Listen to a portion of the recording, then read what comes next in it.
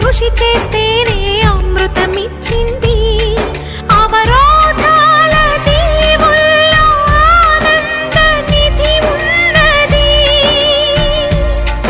కష్టాల వారధి దాటిన వారికి సొంతమవుతుంది. తెలుసుకుంటే సత్యమిది, తలచుకుంటే సాధ్యమిది. మౌనంగానే ఎదగమని మొక్క నీకు చెబుతుంది.